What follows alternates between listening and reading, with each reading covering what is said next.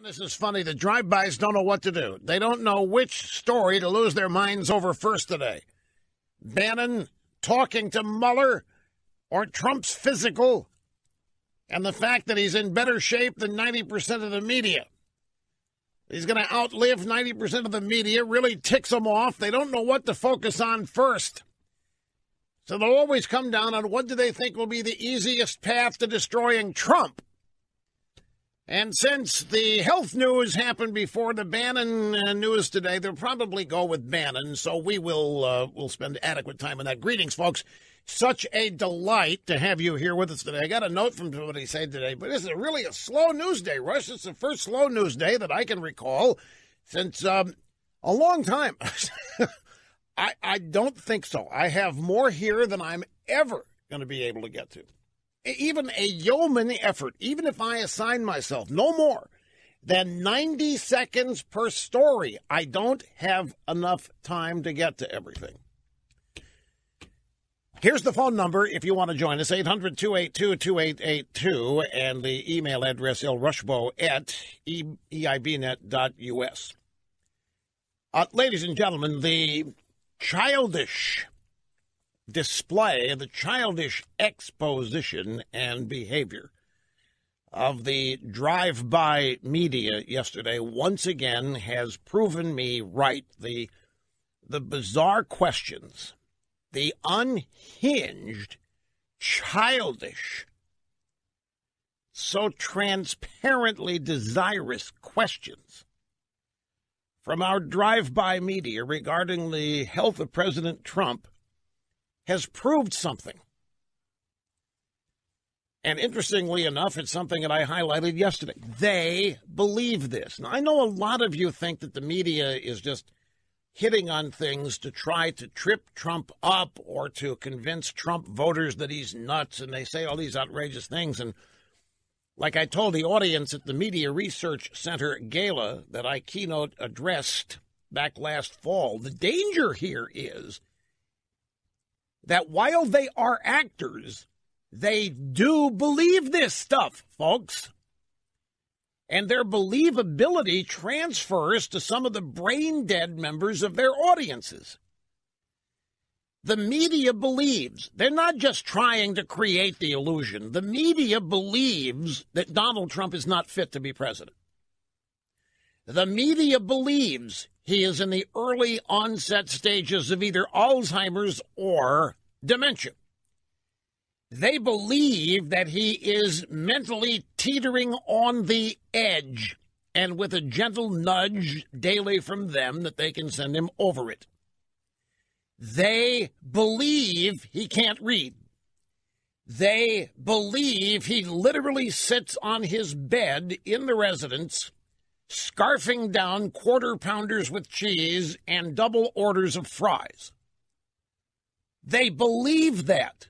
It is not just a caricature or picture that they create. They believe it.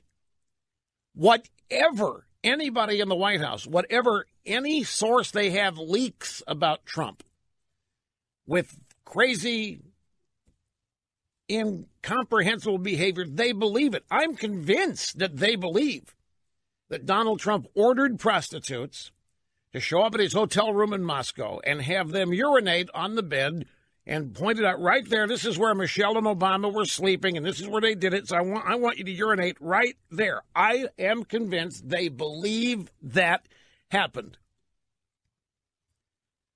They believe that because he eats Big Macs and quarter pounders with cheese, and maybe even double quarter pounders with cheese, and extra large order of fries, they believe that he's going to die. Tomorrow, next week, hopefully tonight, maybe next month, they believe that anybody who eats cheeseburgers and fries is going to die, in addition to the fact that they are polluting the planet and destroying the climate.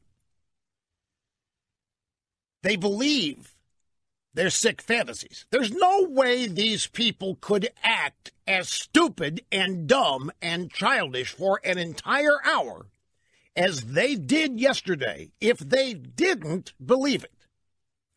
if they didn't hope it, if they hadn't invested in it. They believe all of these sick fantasies that they conjure up. And this is why they often confuse their opinions with being facts. They mistake their fantasies for being truth. Without evidence, without reading, they believed Obamacare would do everything Obama promised, and they still do. They believed that Obamacare would lower premiums. They believed that Obamacare would let you keep your doctor. They believed that Obamacare was the answer to American health care, and they still do. They were not interested in Obama's history of blowing weed. They were not interested in Obama's drug history whatsoever. They were not worried when Obama went out, snuck out, away from Muchel Maibel. What do you go to, Five Guys hamburger joint? They weren't worried that Obama was going to die when he had burgers and fries. They thought it was cool that he snuck out and even evaded them until they caught up. They believe that all of these massive, historic, record cold snaps prove global warming. They believe this stuff. They believe that massive corporate tax cuts hurts employees, despite seeing widespread bonuses and wage increases. They believe all of this that they are reporting. That's the difference. Many people on our side think they're lying. Well, they are, but they're not misrepresenting their own true beliefs. The reason they are able to stay this intensely focused is they believe all of this stuff. They believe the election was stolen. They believe Donald Trump worked with Vladimir Putin and a bunch of Russian honeypots to steal the election. They aren't just saying it to try to destroy Trump. They believe it. The reporters and reporterettes at the New York Times and CNN and the Washington Post or wherever else, they believe it. That is the difference. They believe Donald Trump is on the verge of Alzheimer's, insanity, and death. They believe the doctor lied in reporting Trump's health statistics. They think that Trump is lying about his height, that he's not 6'3", that he's really only 6'2". And you know why that 1 inch makes a difference? Well, because if he's really 6'2" and not 6'3", his weight means that he is obese. No, I'm not kidding. He's not 6'3", he's 6'2", and he got the White House doctor to lie for him.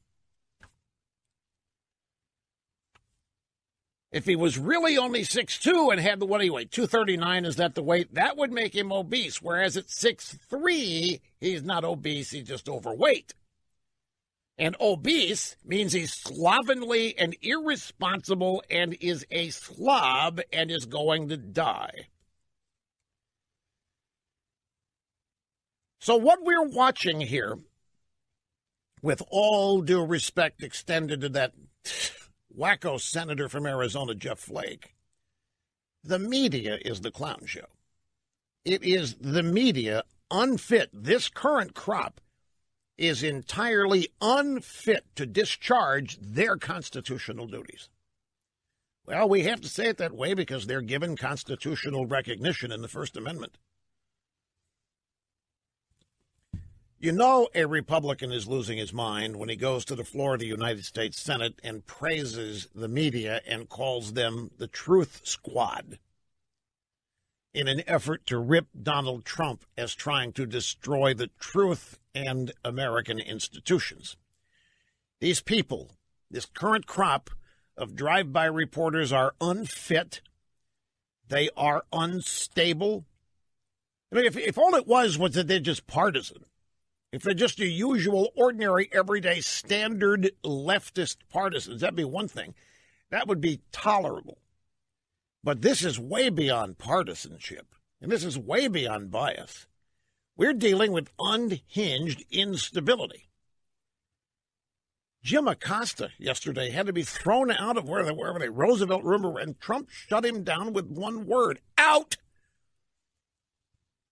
So yesterday Acosta said, "I never thought this could happen anywhere but an authoritarian country." Today, Jeff Flake compared Donald Trump to Stalin. Right, Jeff Flake compared Donald Trump to Joseph Stalin, who was a mass murderer in the old Soviet Union. The true Stalinists today are the American left. Stalinist defined as someone who demands that you think as they do and love it. Demands that you agree with them and love it and love them. They will brook no discord, and they will accept no intolerance. You believe them or you will be destroyed.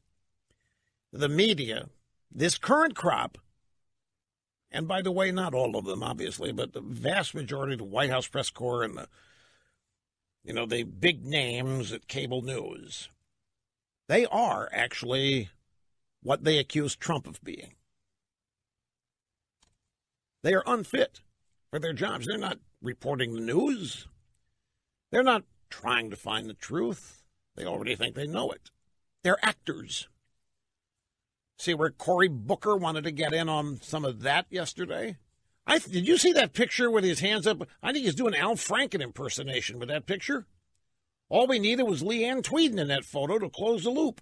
Did you see that?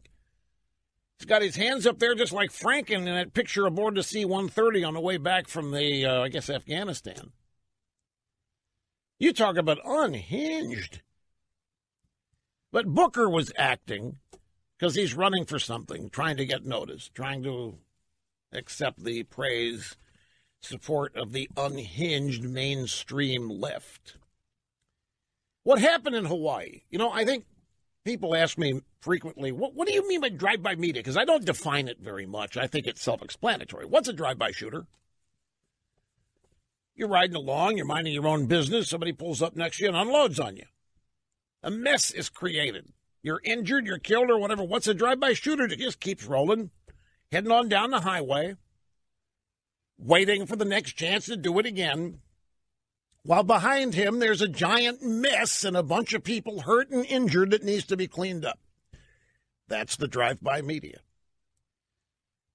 The drive-by media and the Russia collaboration, the drive-by media and Trump's health, the drive-by media and take your pick, the drive-by media and Trump is a racist, the drive-by media and Trump and the S-hole story, drive-by media, it's just pull up to a story, raise hell, cause havoc, throw everybody upside down, and then head on down the highway and do it with the next story, leaving behind you a giant mess for adults to fix and clean up.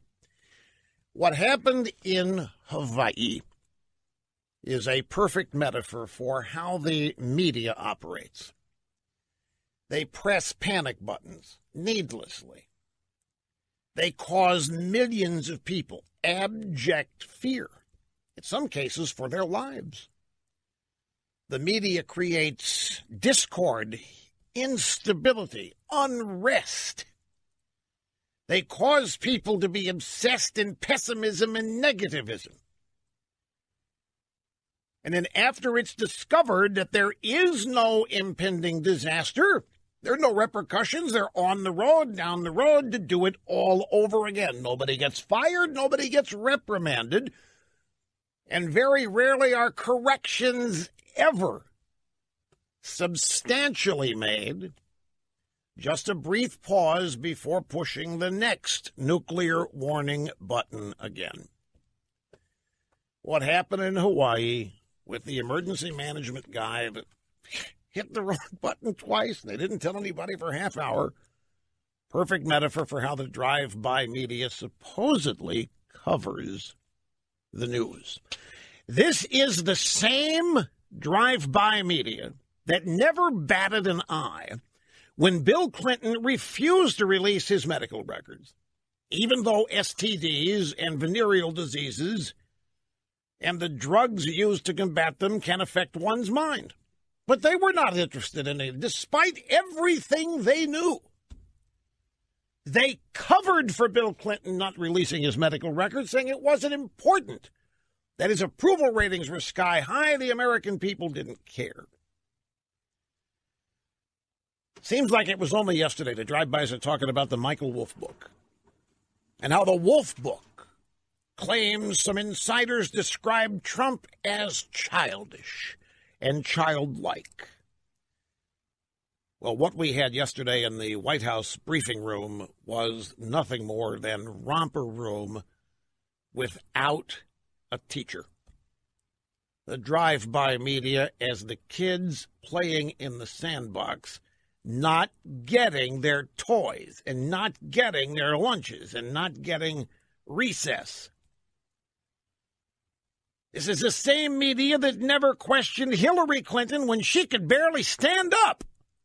The same media that never questioned Hillary Clinton when she collapsed, trying to get into a bus to make a fast getaway for almost having collapsed at a 9/11 ceremony. The same media that never asked Hillary about her supposed concussions. The same media that never questioned when she was wearing those thick Coke bottle glasses because of her double vision. They said it was actually double vision. It was to prevent seizures. The same media that never questioned when Hillary couldn't finish a single speech without a prolonged coughing fit. There was never any concern for Hillary Clinton's health, and we never had Sanjay Gupta or any other doctor on mainstream media telling us she's not well. But Sanjay Gupta of CNN fame yesterday said, after he heard the numbers that the White House doctor reported for Trump's cardiovascular system, the president has heart disease. Did you hear that? CNN, Sanjay Gupta. The president has heart disease. This is the same bunch of people now obsessed, claiming Trump is dangerously overweight, the same people that want Oprah to be president. You figure it out. CNN had a panel. By the way, we've got an audio montage coming up. I would be playing it right now, but there are time constraints.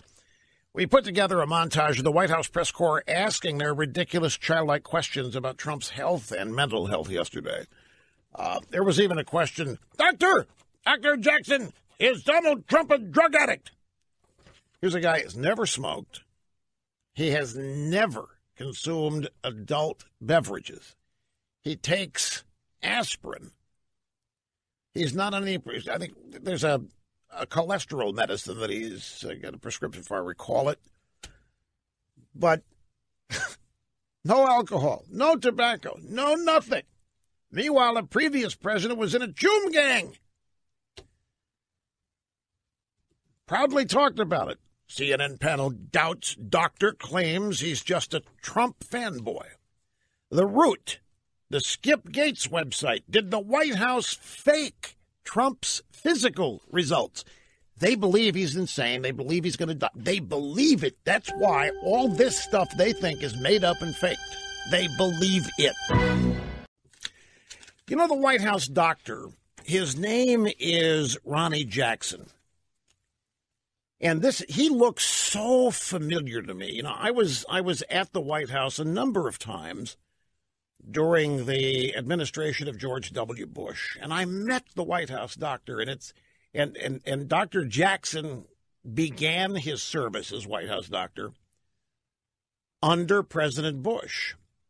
And I know this was the first term that I had a chance to talk to him, because the 2004 election, we were discussing it and what it would mean if Bush won and what it would mean if Bush lost. He looks familiar. My memory is that he was one of the nicest, greatest, most outgoing people I had ever met. I was up there for, I think it might have been we had lunch with Tony Snow in the one of the ante rooms of the White House mess at Karl Rove and so forth. I don't remember because there are a number of those times. But I remember on the way out, we're in the hallway. The White House physician's office is very near the elevator, takes you up to the residence. And somebody said, you really need to meet the White House doctor. He's a great guy. I had a great conversation with him. And I think it's Dr. Jackson here. Unless he joined the administration in the second term. And even then, I think that's who I remember talking to. The reason I bring this up is that he made a point. I'm not going to tell you how, but integrity and honor are the coin of the realm for him. It's something of all the things I remember talking to him, it was his emphasis on integrity and honor, and those characteristics being part of people who lead the country. And how he wouldn't be around if there were wide gaps in integrity and honor. He loved President Bush. He thought President Bush was one of the finest men and human beings he'd ever met. And many people who've met President Bush say that. Even Democrats now, with all these years behind them and the water of all that under the bridge now. I was thinking about all this, and I'm listening to these reporters accuse this doctor of lying, accusing this doctor of making it up, accusing Trump of blackmailing the doctor or otherwise threatening the doctor to report things that were not true. And if it's the same guy I met, there is no way that doctor, he would resign. He would walk out of there if any president told him to lie, make it up, doctor the results, misreport, whatever. The doctor I met would have walked out of there. But just, again, the allegation here, the reckless allegation, the willing desire to destroy a doctor's career and reputation, all in pursuit of getting rid of Donald Trump. These people are shameless. They obviously have not an iota's worth of compassion or respect. This doctor is just another person to be destroyed and sent packing on the road to getting rid of Trump. I mean, this is serious stuff to accuse a White House doctor, any doctor, of lying about it and making it up, accusing the president of threatening if he didn't make it up. Now, I've often believed that people who make those kinds of allegations are actually people who do those things, who have experience doing those things, and that's why the allegation so easily rolls off their tongue. So here they are. I mean, look, they're already participating in a totally made-up lie and hoax, and that is the Trump dossier. And I don't know whether they believe that dossier is real or whether they know it's a hoax. What I do know, they are relishing in passing it off as real. So they really believe, even though there isn't a scintilla, there isn't a shred of evidence that there was any collusion whatsoever, except between Democrats in Russia. Despite the fact there's no evidence, they wholeheartedly endorse it and believe it and think all kinds of cheating was going on. And then the same people come along and accuse the White House doctor of making it up and lying, and the president being complicit in it.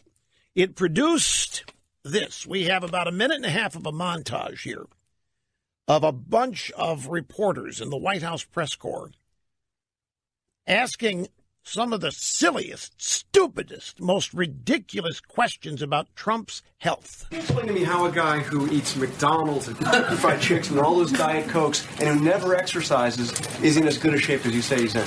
Can you assess the president's mental fitness for office? How much weight have you suggested the president lose? Cholesterol over 220. Do you hope to get it under 200? Are you ruling out things like early onset Alzheimer's? Are you looking at dementia? He does have heart disease. The 25th Amendment, a lot of people in the country have been talking about it. Do you believe he is fit for duty? Sounds like he has the sniffles. Do you have a life expectancy range for him? Is he limited to one scoop of ice cream now? Is there anything you're keeping from us for privacy reasons? Are you confident of his prostate health? Waist measurement for the president. His weight, I think he's at 239, right? It seems just shy of obesity. It's recommended that most baby boomers get screened for hepatitis C. Did you do a hep C test? Some of the president's friends have told reporters in the past that they think he's a germaphobe, that he washes his hands obsessively. Stroke concerns? When the president has his colonoscopy at the next physical, will he be sedated? You keep a tally of how much golf the U.S. president plays. Drug addiction? Does this president ask you about how he could follow his predecessor's example to be as fit as Barack Obama was? You believe this stuff, folks?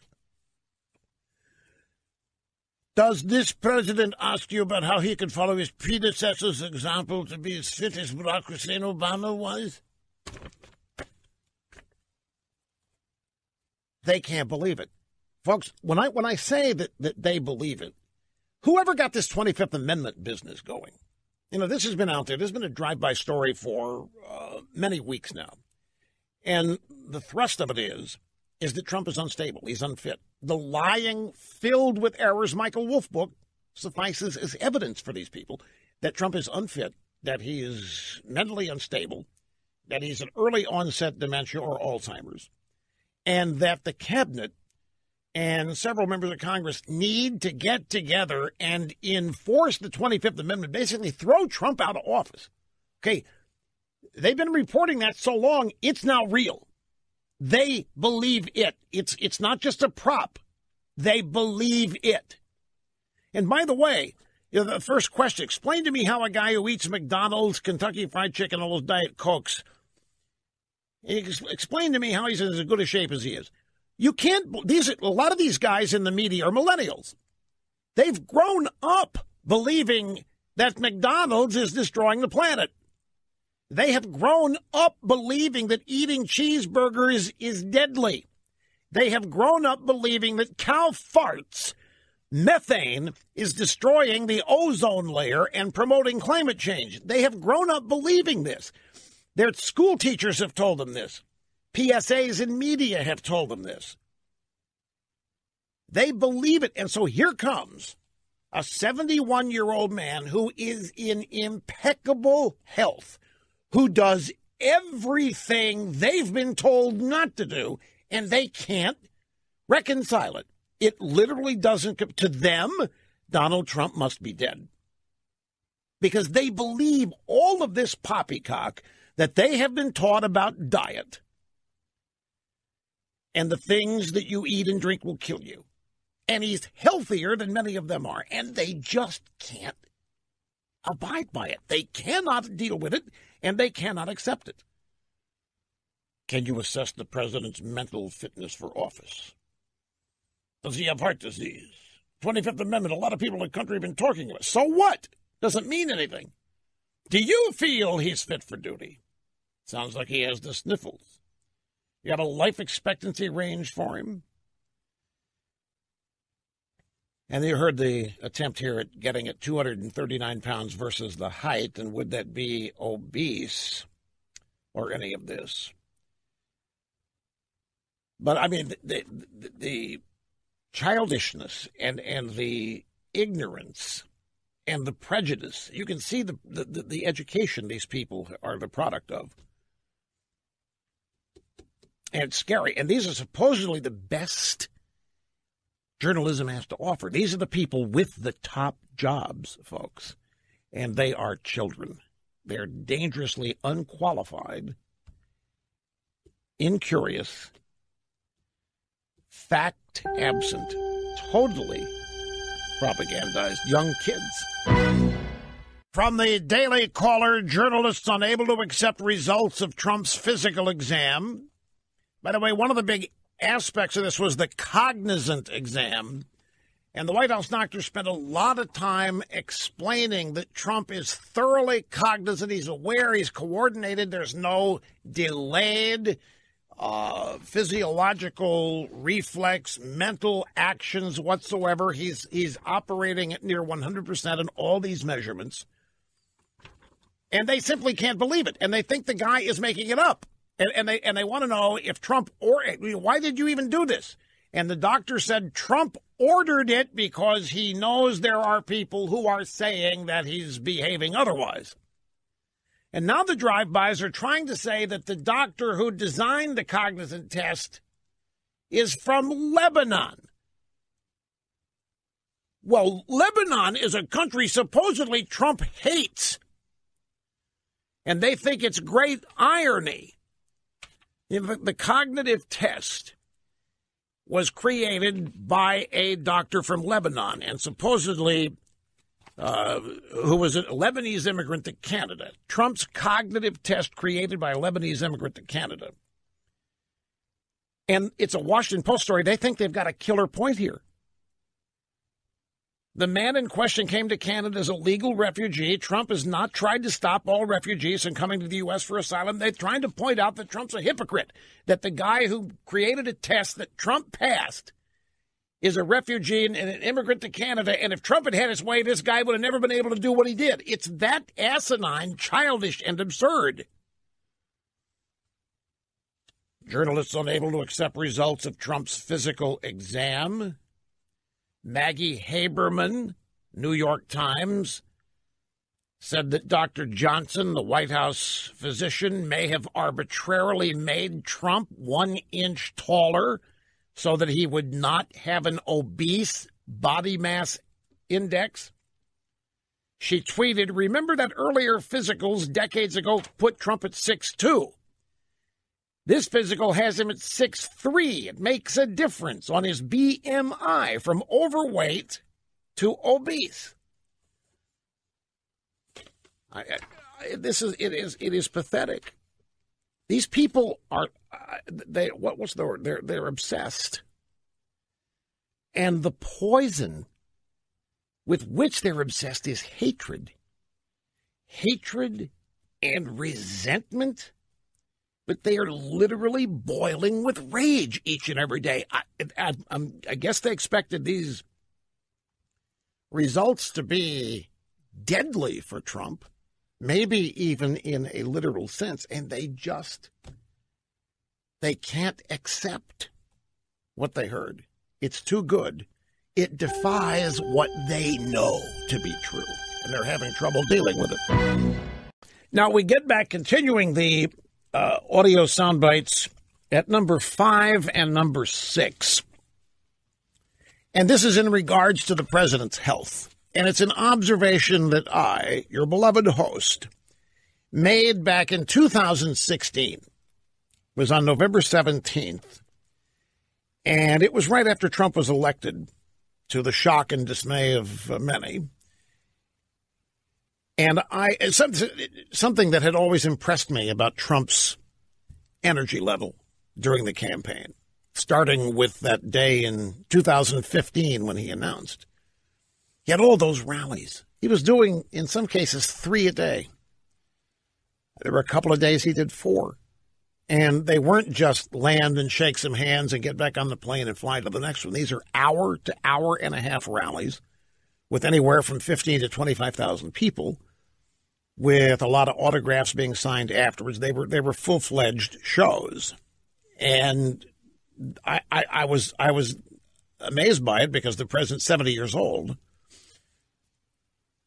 The candidate at the time was 70 years old. And remember, on the other side, we had Hillary Clinton, who had to take 2 weeks off just to get ready for a debate. Hillary Clinton, the health news about her was not good. She was having seizures, having trouble standing up, wearing Coke bottle glasses. Media was not interested in her health problems whatsoever. And I made this observation a few days after the election. You've heard of the word indefatigable? That's Trump. He's 71 years old, gets up at 5 in the morning, he sleeps 4 hours a night, and he doesn't stop. Donald Trump has never smoked, and he has never consumed adult beverages. Indefatigable. You see the root word there, fatigue. Je suis fatigué is how you would say it in French if you're tired. Trump is never tired. Remember the tweets that would start at 5 a.m. and the rally would end right before midnight? People say, when's the guy sleeping? It's 4 hours.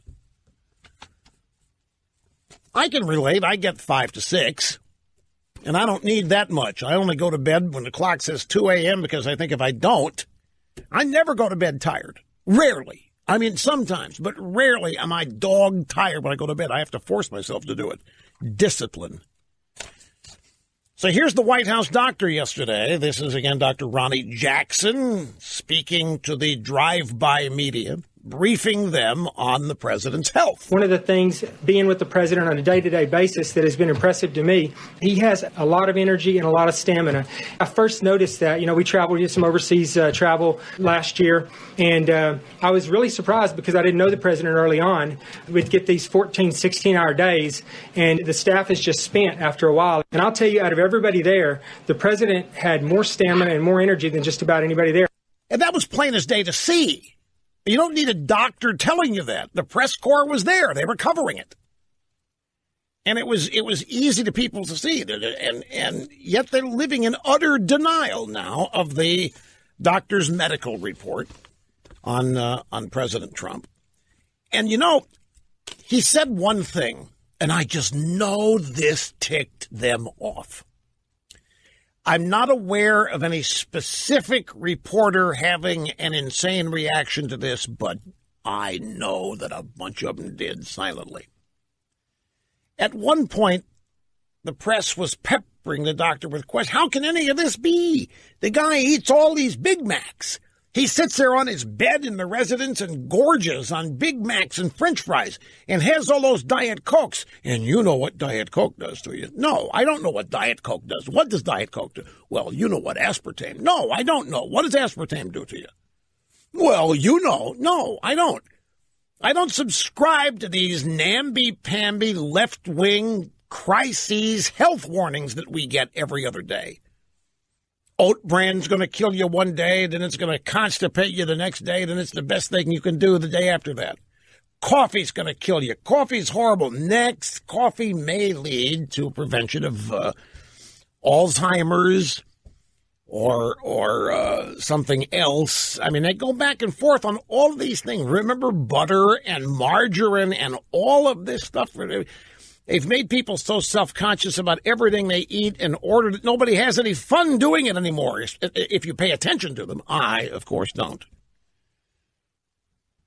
And Trump doesn't eat it. But do you know why Trump eats McDonald's? Have you heard the explanation for it? Well, partially because he likes it, but this is what makes this Trump dossier thing about hiring the prostitutes and all that in Russia is so idiotic. Trump is a known germaphobe, number one. But number two, like all powerful people and wealthy people, he is surrounded by security people who over the years have warned him of the ways enemies could try to take you out. Poisoning your food, poisoning what you drink, in having corrupting a chef and having a chef put something in the food that's going to make you sick. Now, some wealthy people take it to heart more than others. Don't kid me. Some don't care about it. They look at the security guidelines as an obstacle. But Trump, the reason he goes to McDonald's, besides the fact he likes it, is they don't know he's coming. There is no opportunity to poison the food he's going to get there. It would be true of any fast food place. Nobody knows he's coming. I'll tell you when I first became curious about this. It was during the campaign. Trump's traveling around on his own plane. It's a Boeing 757. Now, you people have traveled on 757s. You know they've got huge galleys. They're state-of-the-art galleys. And Trump's got staff, and he's got, I assume, press in the back of the plane. And whenever the press is anywhere near, you feed them. It's just, you would not believe at professional sports stadiums, the press rooms, where the media is fed prior to every game. It's incredible, the spread that's put out for the media. Baseball parks, football parks, football stadiums, the press room opens 2 to 3 hours before the game. I mean, it's incredible. It's just a staple. You feed the press. So I see a still shot of Trump with a bag of McDonald's in front of him. And I'm saying, what? The guy's got chefs galore.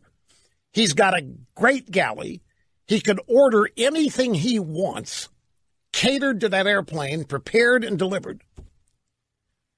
And he's sitting there eating McDonald's. So that's when I first got curious and started asking myself why. And this is what I learned. Also, it's cheaper to feed the media if you're not importing a chef and catering a bunch of stuff. You know, give him a bunch of fast food and fine and dandy. I don't know what he feeds the press on the plane, in his own plane. I didn't know if he even was. I just know that it's standard operating procedure that when they're there, you feed them. It's one of the old standby staples. Feed the press, keep them on your side, keep them happy to the extent possible. First time I toured Airhead Stadium in Kansas City, shortly after it had been built. And it was the beginning of a football season. Lamar Hunt, the owner, was hosting the local media and a tour of the press box, and I was stunned. And I'm just a young kid here. I've never been in a press box anywhere. And I'm stunned. I can't believe the luxury that I'm seeing. And they showed the press room, and I said, what's this? This is where the media eats prior to the game. Holy smokes. So I ran into Mr. Hunt, who I'd met for the first time that night. I said, I can't believe what you have here for the media. He said, we have to. Highly pampered, which I came to learn was SOP, Standard Operating Procedure. Anyway, that is why Trump has McDonald's, primarily. He knows that it's going to be safe because there's no McDonald's restaurant that knows he's coming. They don't have time to poison anything. Now, you can laugh and think that that's kind of crazy behavior. But in that world where all kinds of espionage takes place, it's probably... Well, that's the point. That's why he would not call prostitutes and have them come in and urinate on a bed. And when he also, by the way, Trump is, you talk about standard operating procedure. Trump, as a matter of policy, his executives, his family, whenever they travel, the assumption is that every hotel room they stay in is bugged. Whether it is or not, that is the standard operating procedure, the assumption that it's bugged, and behave, speak, act accordingly. Which means it's another illustration of how it's folly that Trump would hire a bunch of prostitutes to come in and urinate. The whole idea is just, and none of it's been corroborated. Now, let me take a break here so we have some time on the other side. Sit tight. We will be back before you know it.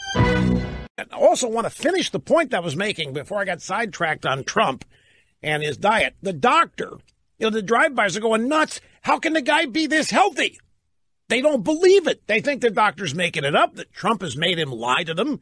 And the doctor said, and this doctor is a crafty guy. This doctor said he's just got incredible genes. This is just how God made him.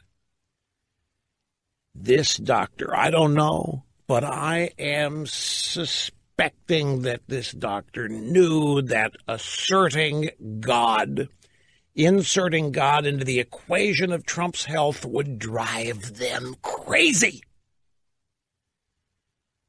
Because remember, these are liberals. God? Shut up about God. That's that crazy Christian stuff.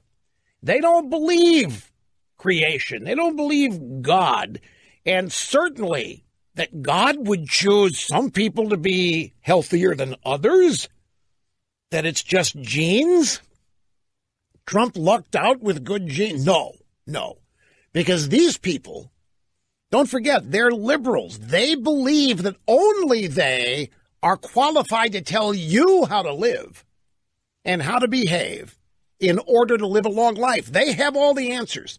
They're the ones that come up with these cockamamie diet schemes, things you should eat, shouldn't eat, that you need to get this much exercise, that you need to stay in this degree of fitness. And it's all rooted in their utopia. And in order for their utopia to ever happen, they have to be able to deny you freedom. They have to be able to control what you do, what you say, what you think, what you eat, what you don't eat. And that's how they get to their utopia, because you cannot be left alone. You cannot be trusted to do the right things with your money, with your life, with your kids. And so the doctor, he's just got good genes. That's just how God made. No. I'll bet you I'm 1,000% of all those reporters. No. God has nothing to do with it. It's all about doing the right things as defined and determined by progressives. And so I just know that when he inserted that notion that it was God, that it had to drive him nuts. Meeting and surpassing all audience expectations every day. Here behind the golden EIB microphone, Rush Limbaugh, and to the phones we go to Indianapolis. This is Chris, and I'm glad you called, sir. How are you? Hey, I'm doing great, Rush. Thanks. You bet. Jump right into my observation or comment. When I heard the question about hamburgers and soft drinks, and then Ronnie Jackson's response of genetics, I cringed. And I cringed in a way that said, oh, man, they're going to turn that right back around on him. Because, this falls right into, and you've taught me well. I've been listening to you since, I think, 87 in my dad's tool and die shop in New Jersey. But this is a wide open door for them to say, oh, Hitler, genetics, right? White privilege. The whole thing can just dovetail off that. And I'm surprised we haven't heard it yet, to be honest. Yeah, they may stumble upon that. It may take some idiot like Joy Reid or Joy Behar at MSNBC or The View to come up with that. I mean, that's actually good thinking on your. I would have never even considered that until you brought it up. Well, I'm sure they're listening to you, and you'll probably hear it tomorrow. So. Okay, so walk me through this. You heard the doctor explain Trump's health by saying, hey, you know what? He was blessed with good genes. That's just the way God made him. And you immediately thought what? I just thought, man, that the press is going to take that and they're going to turn it against him. They're going to say, well, he's more privileged than somebody who doesn't have good genes. And then they're going to float it back to Hitler.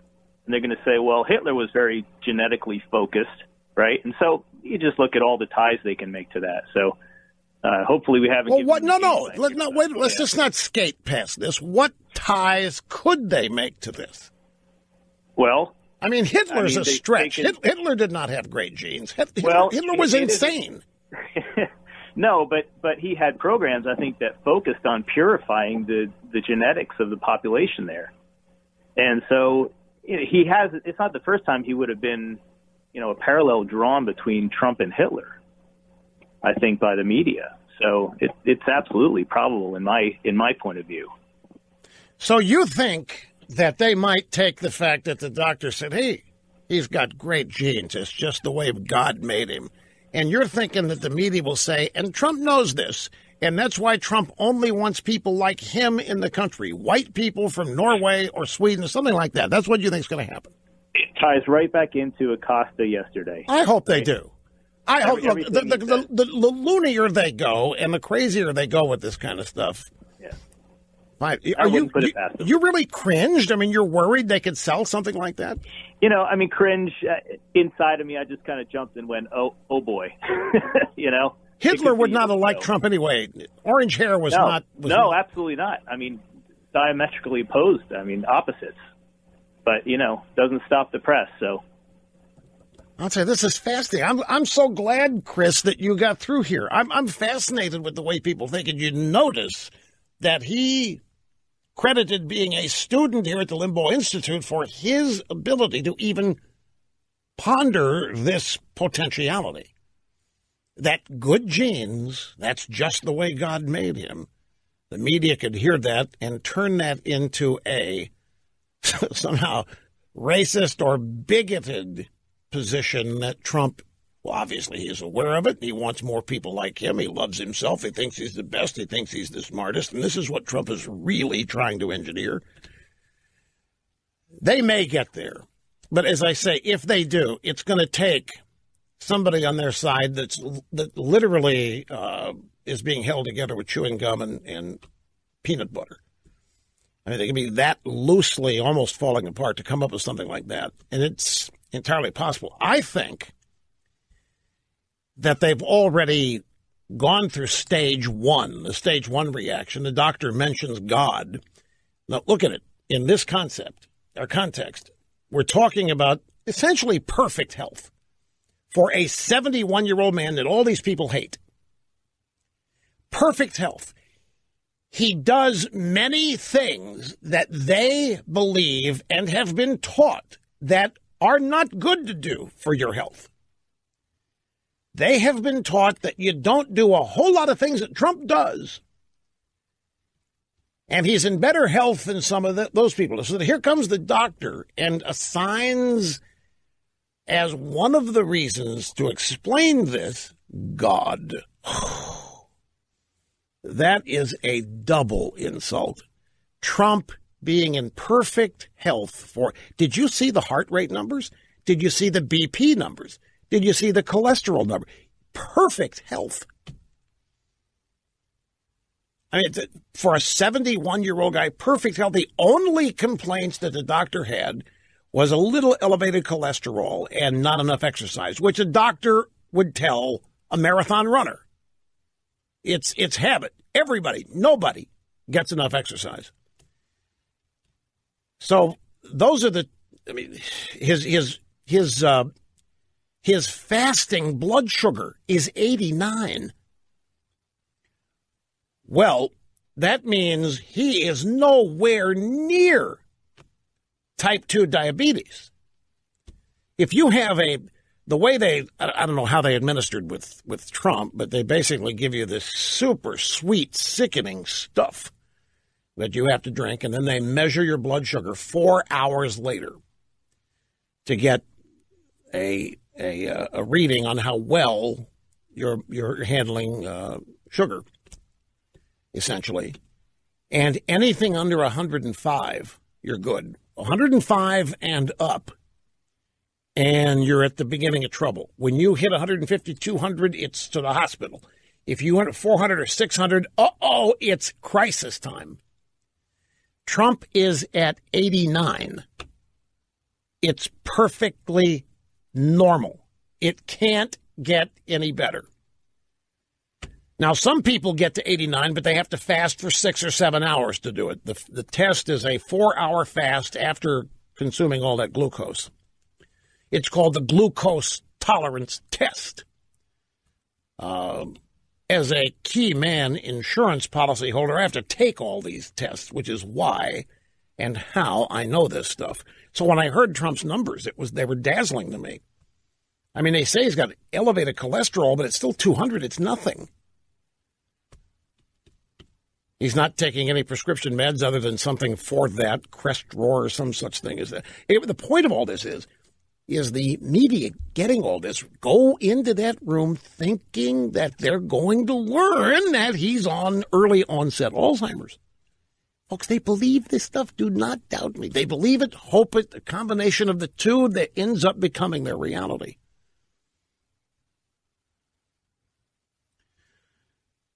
Well,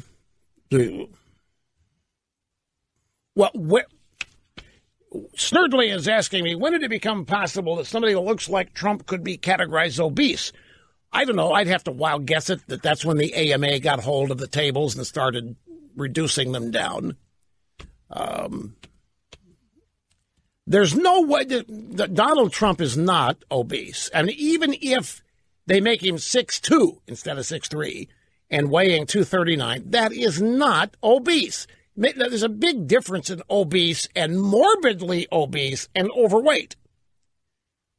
And Trump, I mean, it's 6 1/2 dozen, maybe overweight, but there is no way that Trump is obese in any measure unless you go by this new body mass index that the health fanatics have cooked up. And remember, so much of this is done, the more people on the verge of bad health or illness, the better for who? The better for people to make drugs, the better for doctors, the better for psychiatrists, the better for everybody. Why do you think we have a Monday holiday in February? The ski industry wanted it. So what do we call it? President's Day or some such thing. Here is Peter from either Rancho Moringa or Rancho Santa Margarita or Rancho Santa Manga. It's Santa Maria. That's all Is Santa Maria? Is that where you're from? No, actually, it's Rancho Santa Fe, Rush. Rancho Santa Fe. Okay. Just outside of San Diego. Yeah. It says on my call board here, Santa Mari.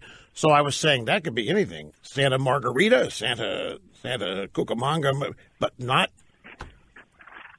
Well, come Santa on. Fe. Anyway, here you are. As my guest, you'll love the golf course. Probably have seen it. There have been a lot of pro tours there. But listen, your perspicacity is on a sale, but I think I have one for you. Okay. The press has, again, in my opinion, been outsmarted and outmaneuvered by the president. By requesting the cognition test and scoring the perfect 30 for 30, the president's mental state is no longer an issue. He preempted the press brilliantly. Imagine if this test had not been performed, and parenthetically, it has never been employed before in any other presidential physical exam. What would happen is the mainstream press would be doing nothing yesterday, today, every day for days in the future of saying, well, the president is healthy, but his mental state is still a question. That's now not an issue. Well, but not requested. entirely, because the drive-bys are questioning the veracity of the test and the doctor reporting the results. There's even a story. Now, Peter, listen to this. Here's a story in the Washington Post. Trump's cognitive test was created by a Lebanese immigrant to Canada. The Washington Post thinks that somehow disqualifies it because Trump hates immigrants. Right? Trump hates immigrants of color. That test is unassailable. Well, you're talking about abject truth here, which the drive-bys don't accept. They can report whatever they want. This is the problem. You got the test 30 for 30. He aced it. They make a big deal out of it. But I can point you to any number of Yahoo News stories today or tech blogs or wherever you want to go where the focus of this is the doctor may have lied or the test may not be all that good, that it was created by a Lebanese immigrant to Canada. And, of course, the Post is trying to say, well, that Trump can't rely on that. He hates immigrants. He hates immigrants in Lebanon. He hates the Middle East. And so they're trying to point out irony in this. Washington Post really thinks they have a killer point here. They think they've disqualified it because the creator of the test is a Lebanese immigrant to Canada, and Trump hates immigrants. And for all we know, he may hate Canada. And my point is that had he not done this, that is all we would be hearing about is his mental state is still a significant question. No, I hear you. He totally outmaneuvered him. Well, in this, okay, you're right. He ran a perfect scam on him. He thought to include, in fact, the doctor even mentioned the fact that they don't normally do this cognitive test in presidential physicals. They just don't do it. And the doctor said, the only reason we did it is the president demanded that I do it. The president asked to take the cognitive test. And so he aced it. He got 30 out of 30. He is in perfect health. And the wind went out of the sails in the press room. But it's not going to stop them from questioning his mental fitness. It's not going to stop them from talking about the need for the 20. They're always going to be able to find a Harvard law professor or some doctor of shrinkology at some bogus, obscene out of the university to claim that Trump is exhibiting the signs of whatever. Or somebody in the drive-by media who's just going to rain all over the test and claim it's illegitimate, that the doctor phonied it up because Trump demanded that he do so, and the doctor is a Trump fanboy, and so they're basically going to cast aspersions on the honesty and the integrity of everybody behind this physical. They're not going to let go of this stuff. I mean, you're right. Had Trump not done this, that's all they'd be talking about, but it isn't going to stop them from doing so. I appreciate the call, though. Thanks very much. I'm glad you waited, too. I appreciate your patience.